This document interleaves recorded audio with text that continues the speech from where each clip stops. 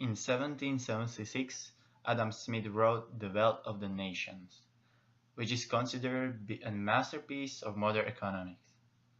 One of the ideas is that people serve each other in pursuit of their own self-interest, even better if they do it purposefully.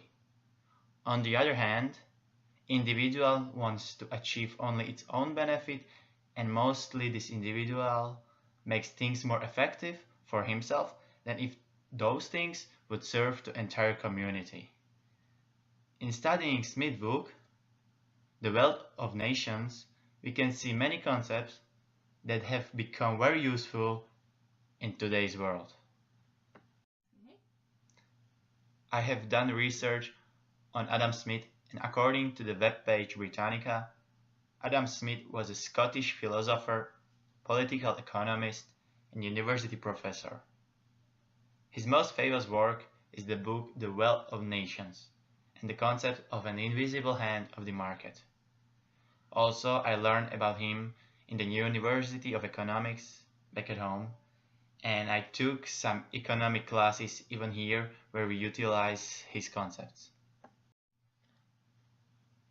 Adam Smith explained through his book that if nations want to become economically prosperous, they must focus on three sectors like division of labor, the nature of wages, and foreign market. As I mentioned before, my main points would be to elaborate division of labor and why it's important for nations, then to explain why there should be differences between wages in different jobs, and lastly, to focus on the foreign market and how countries should interact among each other to achieve the economic prosperity. To understand how nations can become prosperous, we should imagine a factory that produces pins.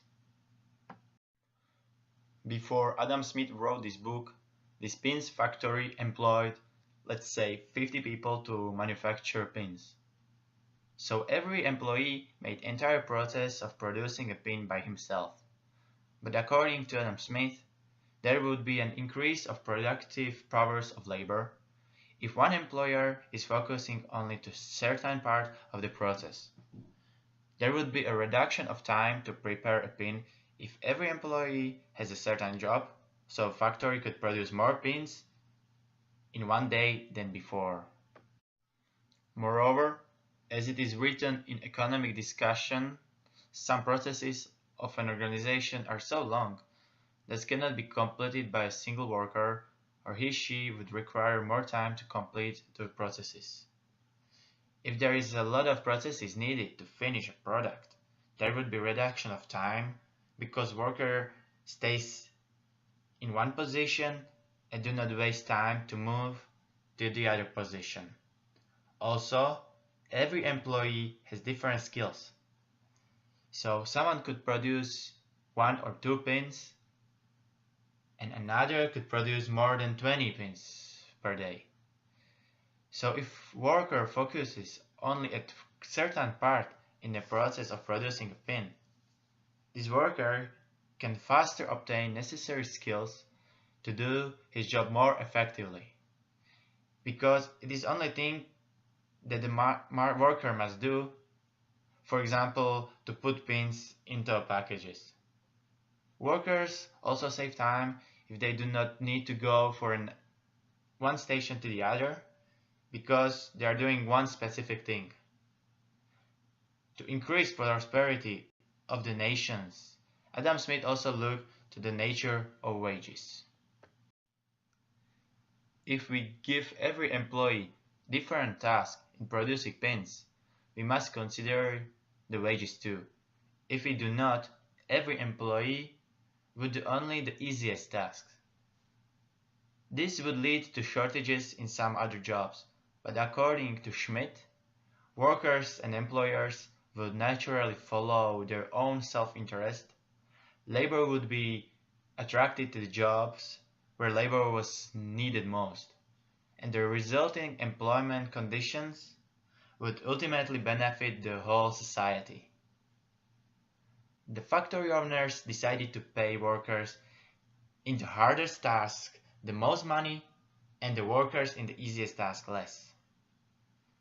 The last point, which Adam Smith mentioned in his book, is about trading goods among countries. Adam Smith believed that prosperity can be achieved better by trading goods among countries. For example, England is very effective in producing paints, and France is very effective in producing wines. Those countries would be better off if England trades paints for French's wines. Countries should trade those things which they are good at. And according to Adam Smith, between whatever places foreign trade is carried on, they all of them derive two distinct benefits from it.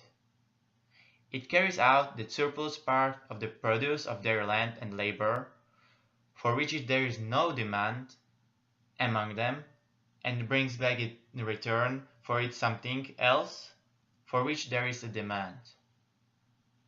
Adam Smith did a great job in explaining how nations can achieve economic prosperity. In sum up, as I give you the example of the pin factory, the factory owners must focus on the division of labor, where they divide workers into many different tasks. Not just that one worker does the entire process of producing pins. Also, they must look at the wages and make the differences in wages according to difficulty of the job.